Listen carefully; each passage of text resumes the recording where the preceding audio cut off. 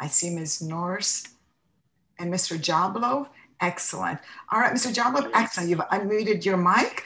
And whenever you're ready to proceed, sir, I'm just going to ask you how much time do you wish for rebuttal? Well, thank you, and good morning. I'll save the full 5 minutes for rebuttal, and I appreciate that. Thank you. I appreciate joining you virtually, as we all do now in our world.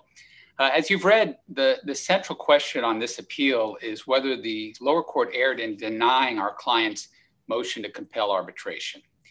Here, we argue that the lower court did err, given the contract's clear language, the clear and broad language of an arbitration provision, by which an arbitrator would not only consider the dispute, but also the substantive dispute, but also any challenges to the validity of the agreement itself. And rather than compel arbitration, the lower court erroneously determined that a release provision within this contract, which was 4 pages, single-spaced, and had many provisions, that the release provision was not enforceable, and therefore concluded that likewise the court would not compel arbitration. Let me ask you a question, Mr. Jablo, because as you know, and I think you've indicated it appropriately, that the statute provides, and you've quoted it, that the court shall decide whether an agreement to arbitrate exists or a controversy is subject to an agreement to arbitrate. You agree that that's at least one of the things that the statute requires? Yes, Your Honor. Now, in this case, you provided to us the actual documents that are involved in this matter. What do you say to the argument that there's really no such agreement because your client was really not authorized to enter into that agreement? Well, let's consider the evidence that was before the court and is of record in this case, right? So we have a contract that we know that Ms. Barnes, the mother of the minor child, had signed before. In fact, of record was with 3 of these contracts that had previously been signed by Ms. Barnes, the mother herself. We also know, and the judge notes this in his order of denial, that the parties agreed that the child was in the custody of a family friend and was authorized to visit the park. So we know from the evidence, the only evidence of record, that, and the stipulation, rather, that the mother of this minor child had authorized a family friend to take the child to the park, and certainly would have understood that there is this form agreement that must be signed, given the inherent risks that are that exist in connection with an indoor amusement park, such as that operated here. And so, going into the transaction, when the minor child and the family friend show up to do whatever it is they do, the family friend represents on this agreement that she is authorized to sign for the parent or legal guardian? Yes, sir. There is that express language. But we do know, again, going into the front end of the transaction, an agent cannot establish her own agency.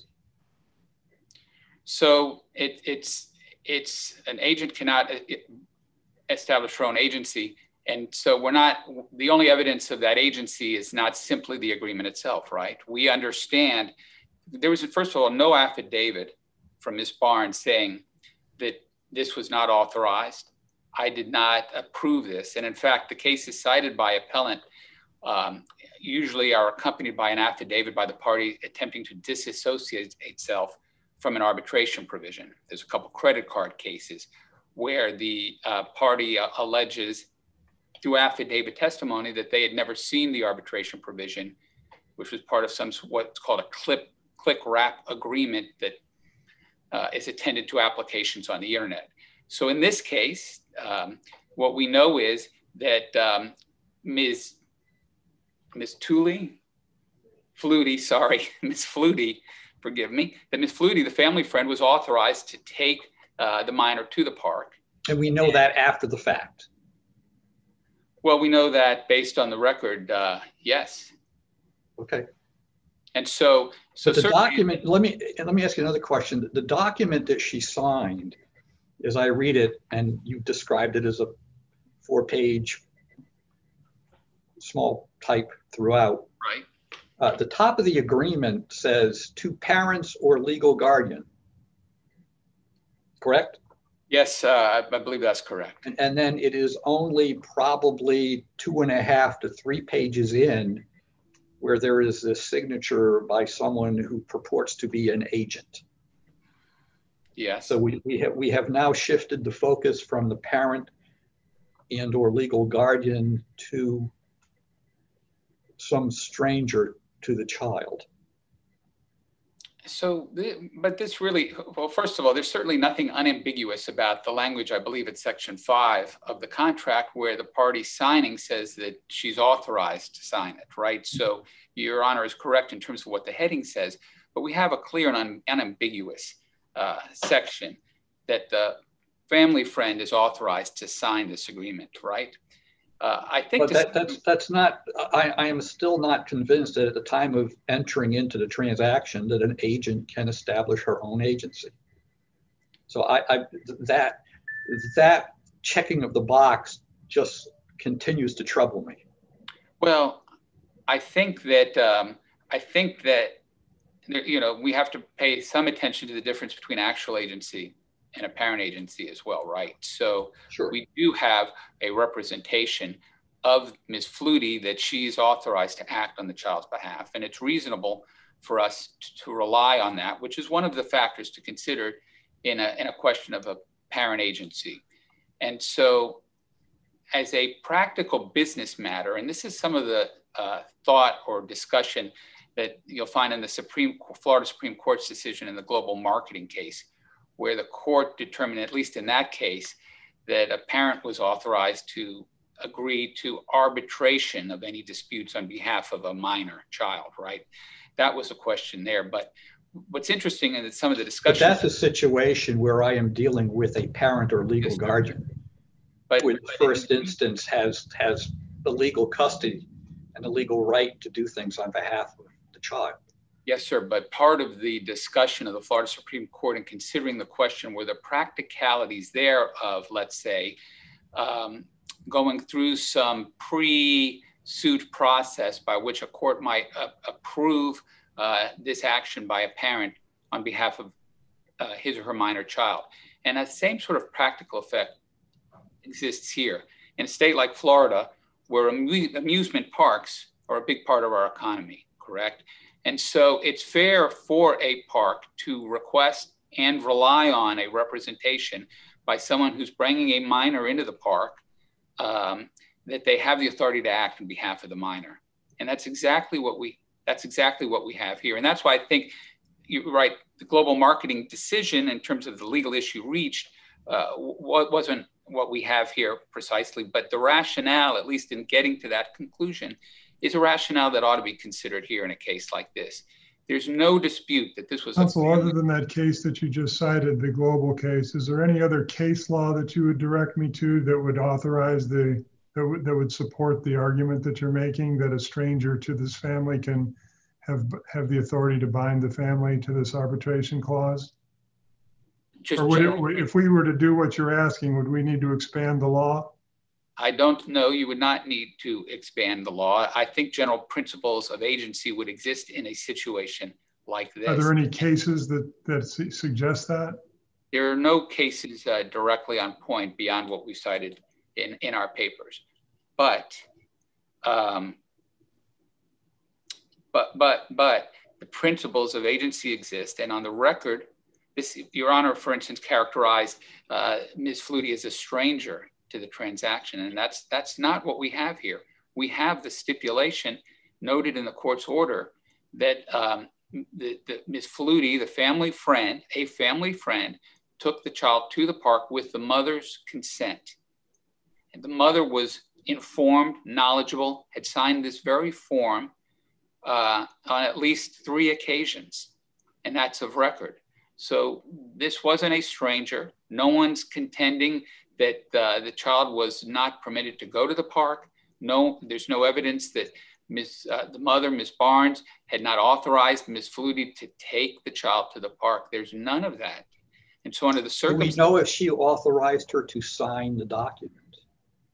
there's nothing of the record expressly stating that beyond the evidence that the mother herself had understood that this was a condition to entering the park, having done so on 3 earlier occasions. But when she goes, she is looking at a document that is addressed to parent or legal guardian. So there would have been no reason for her to look at or check the box that is intended for someone other than a parent or legal guardian, right? When she went, that she would have seen that any dispute regarding the validity of the contract would be subject to an arbitration clause. Oh, that may very well be as between the amusement park and the parent or legal guardian. Right, but the parent, so you have here the parent sending her child to a park knowing that a contract must be signed by which any disputes would be subject to arbitration. Did she know that the friend is going to have to sign in the document and is going to have to check the box that said that I am an agent of Mrs. Barnes? Well, what we do know that she understood that this form was required to be signed, right? And there's no evidence, if we consider some evidence on these points, and maybe one resolution to this will be to require some sort of evidentiary hearing on the question of agency if it gets to that point. But there was no affidavit, no affidavit filed by Ms. Barnes disputing that she had authorized Ms. Flutie to take her child to the park, that she didn't understand that a contract would be signed, that Ms. Flutie didn't have the authority to bind her child in any way. There's none of that. And certainly we had made a sufficient showing between the language of the contract and the stipulation of counsel that it was fair for us to rely on this agreement and that the arbitration provision within the agreement ought to be enforced. One point— Could I shift your focus to something else? What's your view as to whether the trial judge properly severed the arbitration agreement for analysis, independent of the release language? Right. So our position is that the trial judge ought to have, but did not sever the arbitration clause. The trial judge's entire analysis rested on whether the release was enforceable in accordance with 744.301 Florida statutes. That was the judge's entire analysis. We cited in our papers, and there's no disputes as to this legal issue as between the parties, that arbitration clauses are severable, and this ought to have been severed here. And if had the judge severed, he still could have compelled arbitration, or left to the arbitrator the determination of the validity of the agreement as is stated in its express language, and the like.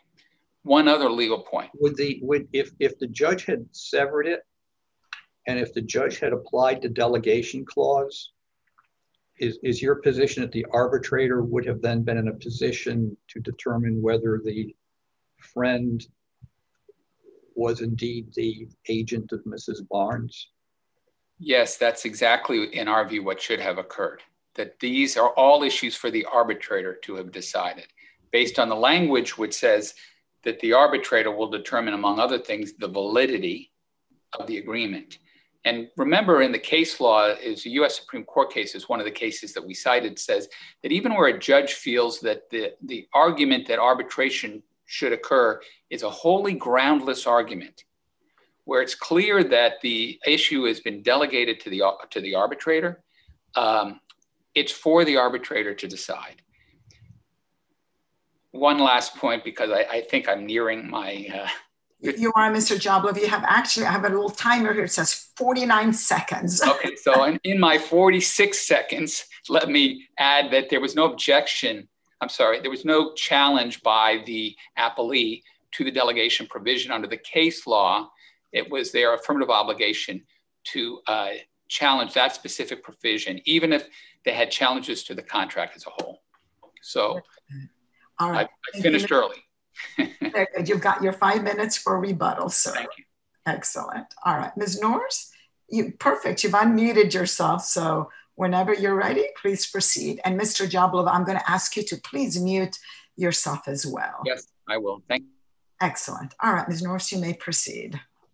Good morning, Your Honor. Good May it morning. please the court. My name is Kristen Norris, and along with Stuart Markman, I represent Ms. Kimberly Barnes individually and on behalf of her child, EJ.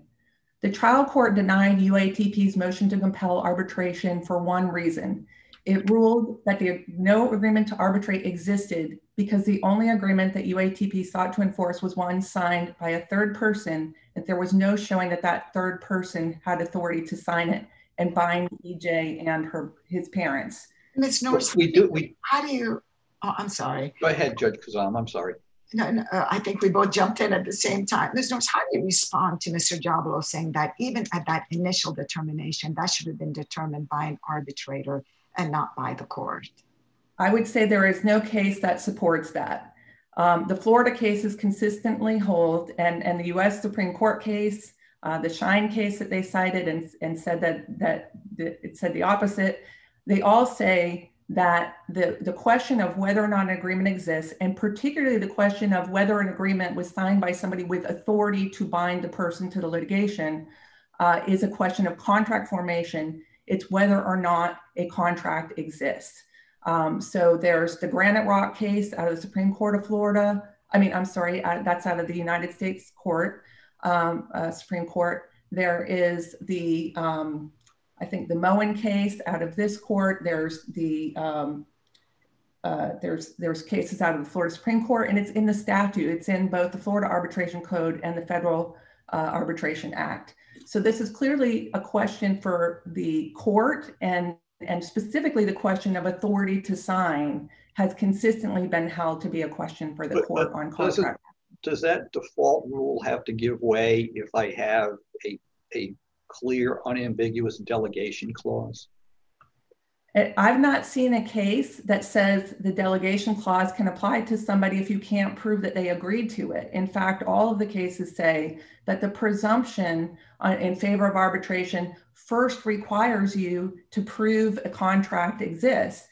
So the Shine case that they cited says, quote, to be sure, before we're referring a dispute to arbitration, the court determines whether a valid agreement exists.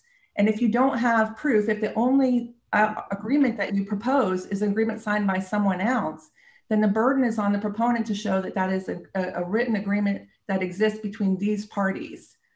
So the burden is on them there. Well, Mrs. Barnes allows Mrs. Flutie to take EJ. Right. And I guess from prior experience, that I guess is in the record, from prior experience, Mrs. Barnes knows that there's going to be something that needs to be signed for EJ to go in and participate in the activities. Two things. First, that is not technically of record evidence.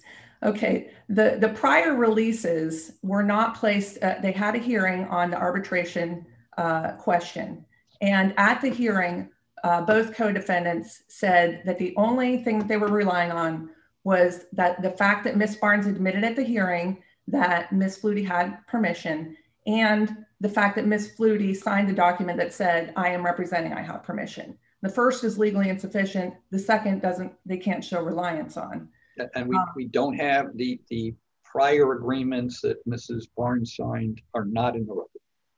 They are in the record, but they are not in evidence. Okay. They were tacked on to a supplemental memo filed by a co-defendant after the hearing. Everybody got to file a supplemental memo simultaneously. The co-defendant tacked these on, dropped a footnote, and said, it's notable Ms. Barnes signed similar agreements in the past. Okay. That's what I wanted to clarify. Thank you. Yes. I'm glad you said that, because I did not see that. I did not. Let me ask it this way. I don't believe that was record evidence for purposes of our appeal, correct? Correct. It was never authenticated. And even the footnote by the co-defendant did not argue that it had any legal relevance whatsoever. So this expansion that non-record evidence submitted, tacked on to a co-defendant's memo that they did not adopt and that did not make any argument is now the feature of their appeal. But even those prior releases, that Miss Barnes signed a release 7 months earlier is not proof that she gave Miss Flutie the permission to sign that release 7 months later. And there's no case that would apply a parent agency to those facts and say that the business owner can just presume. And there's no showing that they knew about the prior releases at the time. So this falls back into the reliance. They cannot prove that they relied on anything Miss Barnes had done in the past. And there's simply just no case applying a parent agency in any aspect on facts similar to these that they've cited to you and that I've been able to find. What their appeal really boils down to is this: they want the court, and yes, it's to break new ground, to hold that a person who has a child in their temporary care will effectively be presumed to have the authority to bind that child and their parents to a contract containing an arbitration clause. And there's not a single case they can cite that has ever held that, and no law supports it. In fact, in Florida, only legal parents can sign contracts for their children, and even legal parents' rights are limited in that respect. And only a natural parent like Ms. Barnes can sign any release for EJ under Section 744.301. So we don't even have a case where a parent agency principles have been applied to this situation to give authority to a person once removed from the person who has a parent authority. So, there's just no facts presented here. And again, this is their burden. They wanted to show that this agreement bound Ms. Barnes, so it's their burden to show that evidence. This is not a click wrap case where they can show that the person at issue actually did something. And I just want to touch briefly on the public policy argument. I mean, parents from time immemorial have had to sign documents allowing their permission slips for their kids to go places. This is an electronic document. We're not talking about something that they can't make an effort to make sure that if they want a child's rights to be waived to enter their facility, they have to get a document that's signed by a parent. I think that I've covered everything that they have. If the court has no questions. Let me say one more thing. The Shea case, it just has no authority here whatsoever. Again, it's the parent. It's based on the reasoning that a parent has certain rights. So this would be a major shift in the law to adopt the rule that they would like the court to adopt. The trial court applied the law. It decided exactly what the statute says it has to apply, whether a contract existed. And the arguments to expand that law should be rejected, and the motion to compel arbitration, the denial of the motion to compel arbitration should be affirmed. Very good. Let me see if any other questions. Judge Black, Judge LaRose, any questions of Ms. Norris? Oh. Very good. Thank you, ma'am. All right, Mr. Jabov, you do have your 5 minutes for rebuttal, sir. Okay, thank you. I appreciate it. So just a couple of points to be made here. Number one, the prior agreements are of record. They were submitted as part of the briefing considered by the court. There was never an objection by Ms. Barnes to the consideration of her prior contract signed on behalf of her child. And even now there's no dispute, but that those had been entered.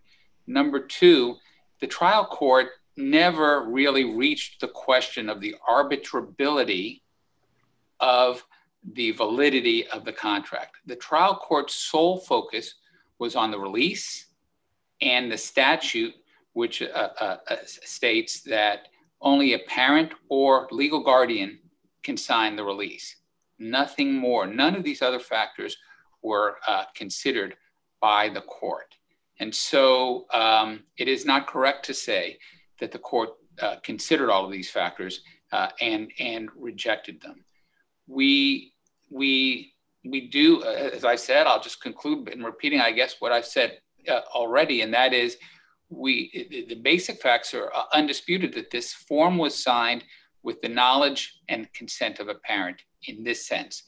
The parent acknowledges, Ms. Barnes acknowledges the authority of Ms. Flutie to take her child to the park.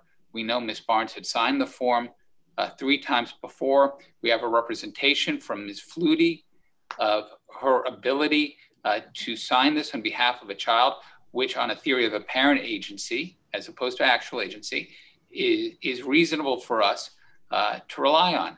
And then we have the strong case law that holds that all, arbitration is a matter of contract. And so where it delegates, as it does here, the question of determining the validity of the contract to the arbitrator, then it's for the arbitrator to decide. This court's recent decision in Doe v. Nat said where there is clear and unmistakable evidence of delegation, it's for the arbitrator to decide. And we have that clear and unmistakable evidence of delegation in this clause. And so unless there are further questions, I believe I've wrapped it up. Very good. I don't think there's any other question. Thank you, Mr. Jobble. Then thank you, Ms. Norse. Thank you both for Have coming. a good day. Be well. You do the same. Thank you, sir. Bye-bye. Bye. Okay. All right. Before we get,